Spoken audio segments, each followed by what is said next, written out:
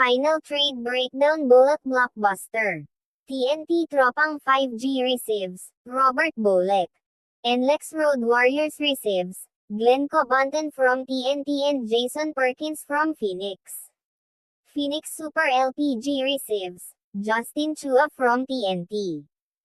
Henry Galinato from TNT. 2026 NLEX first round pick. Updated trade grades. Ang TNT Tropang 5G ay panalo pa rin sa trade na ito dahil nakuha pa rin nila si Robert Bullock without giving up Calvin Aftana or Roger Pogoy. Mission accomplished sila dun. Mas mura ang binigay nila na si Glenn Cobonton instead of Roger Pogoy or Calvin Aftana. Maaring championship window ito in the future dahil may Robert Bullock, Calvin Aftana at Jason Castro na sila.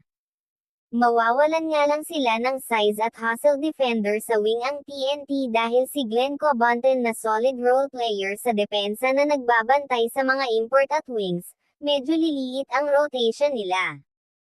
Ang NLEX Road Warriors ay okay pa din sa trade na ito dahil si Jason Perkins ang makukuha nila na may 20 to 10 points per game big man na, may instant offense sa paint pa. Solve na ang problema nila sa big. At Glenn Cobonton, Elite 3 and D wing player, with high IQ na may champion experience at galing din sa TNT system at good fit kay Coach Jong Yuichiko. Mawawalan nga lang sila ng elite perimeter scorer sa wing, kailangan pa din nila ng go-to-guy endgame. Ang Phoenix Super LPG ay solid pa din, hindi sila talo o panalo dito, future pa din ang habol nila dito. Dahil maganda naman ang makukuha nila.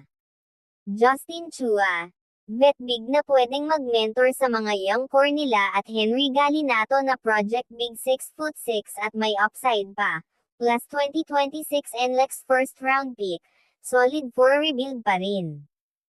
Ang epekto ng trade na ito sa tatlong koponan kung sakaling matuloy. Base sa final trade, Robert Bullock to TNT. Glenn Cobonton plus Jason Perkins to NLEX. Justin Chua plus Henry Galinato to Phoenix plus 2026 NLEX first round pick. Ang TNT Tropang 5G ay championship or bust mode. Sa positive effects, may legit endgame guy na sila kay Robert Bullock at hindi na kay Jason Castro at Calvin Aftana lahat. Magkakaroon ng guard depth overload na ang TNT na sila Robert Bullock, Jason Castro, Jordan Heading, Roger Pogoy plus Calvin Aftana na 5 gilas level guards. Ang playmaking nila ay tumaas sa pagdating ni Robert Bullock na may 7.8 assist per game. Mas madami ang open looks kay Calvin Aftana at Jordan Heading sa tres. Ang TNT Tropang 5G ay title favorites agad dahil from contender to number 1 threat sa SMB agad at may 35% championship odds. Sa negative effects naman para sa TNT, lumambat ang kanilang depensa sa wing dahil wala na si Glenn Cobonton na nagbabantay sa mga import at malaking small forward baka si Calvin Aftana ma-overwork dito. Magkakaroon sila ng frontcourt crisis dahil si Justin Chua at Henry Galinato ay mawawala na sa kanila. Samantala si Poy Aram, Kelly Williams at Brandon Ganuelas roster lang ang legit bigs nila, isa lang main jury sa kanila, mahihirapan na sila. Ang kanilang chemistry risk kay Robert Bullock sa ball dominant ay baka mag-agawan ng bola sa una. Ang bottom line, all-in na ang TNT dito.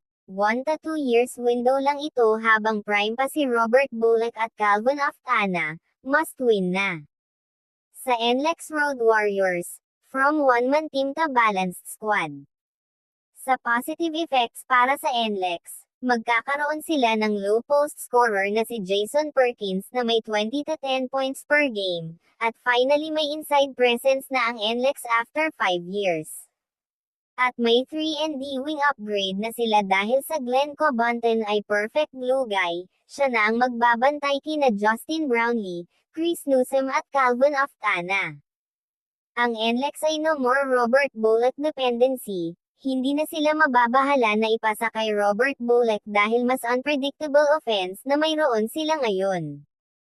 Hahaba ang kanilang rotation na kina Kevin Alas, Glenn Cobonten, Jason Perkins, Richie Roger at Anthony Semerid na may 8-man rotation na solid. Sa negative effects naman para sa NLEX, mawawala na sila ng superstar na si Robert Bullock na mag 28 points per game guy. Walang proven closer.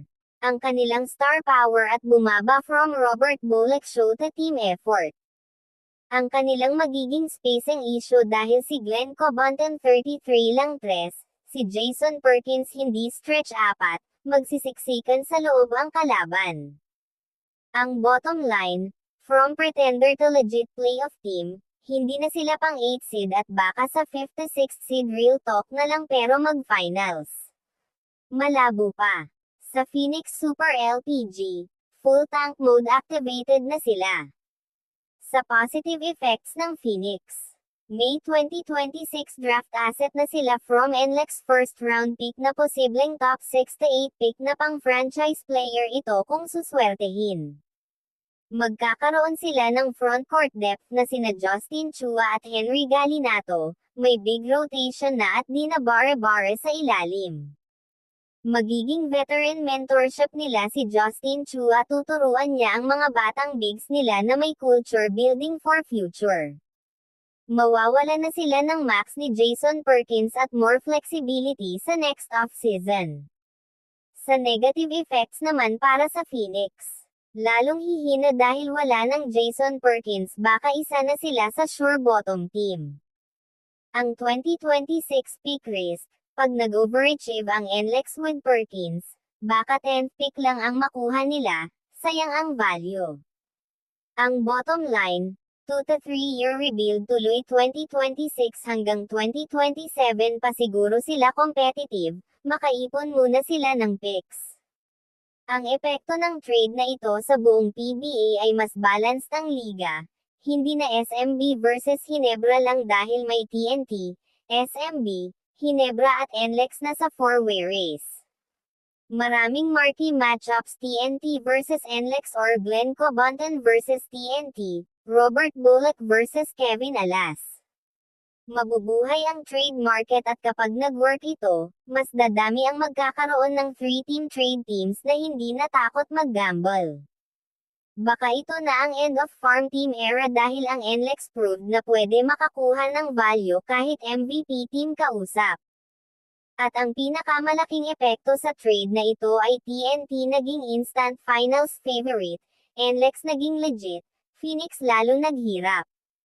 Pero kung papalpak si Robert Bullock sa TNT, ito na ang pinakamalaking what if sa PBA history.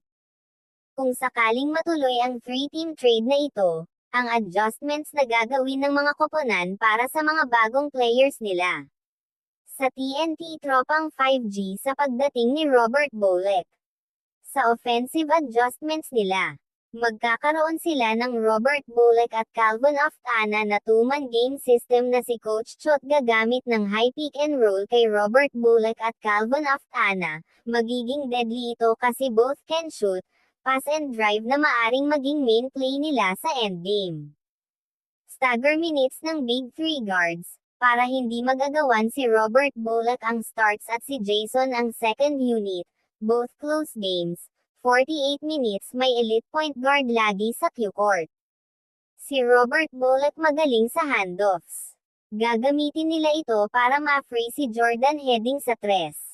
Less ISO sa TNT. Kung dati kay Calvin Oftana lang ang bola, ngayon hahanapin ni Robert Bullock yung open man at asahan mo na magiging 25 assists per game na ang team assists ng TNT. Sa NLEX Road Warriors sa pagdating ni Glenn Cobonten at Jason Perkins. Sa offensive adjustments nila, more post touches offense kay Jason Perkins, finally may legit post player na sila at every possession, may one post up kay Jason Perkins at para maka-attract ng double team. Kay Glenn Cobonten naman as a corner sniper na may 36% sa 3-point field goal siya sa corner.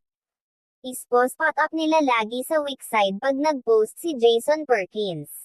Kevin Alas, Glenn Cobonten at Jason Perkins ang bagong Big Three. Ito na ang magiging starting unit at magiging balanced scoring ito. Less dribble, more pass dahil wala na si Robert Bolac na 30 seconds hawak ang bola. Ball movement na ang style ni Coach Jung Yuichiko.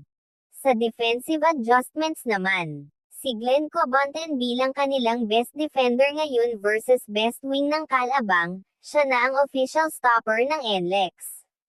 Switch everything scheme kasi versatile si Glenn Cobonten at Jason Perkins, pwede mag-switch 1-4 without mismatch.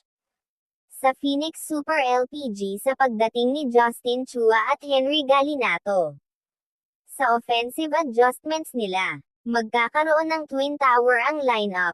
Henry Galinato at Kay Balongay maaring magkasabay sa loob for 10 minutes per game. Bully ball versus smaller teams. 35% shooter si Justin Chua. Gagamitin nila ito sa pick and pop para ma-space ang floor kay Tyler Teo. At si Henry Galinato maaring mag-develop ng minutes 15 to 20 minutes per game agad. Project Big siya. Need reps para sa 2026. Wala na si Jason Perkins na tumatakbo. Half-court sets na lahat. Grind it out. Sa defensive adjustments nila, drop coverage sa pick and roll kasi mabagal si Justin Chua at Henry Galinato, hindi na sila mag-hedge. Ibaback off na lang ng guard. May size na sila, kaya pipilitin nila ang kalaban na tumira sa labas at mag-focus sa box out. Sa unang 3 games ng bawat team after trade ay most crucial dahil dun malalaman kung nag-work ang adjustments nila.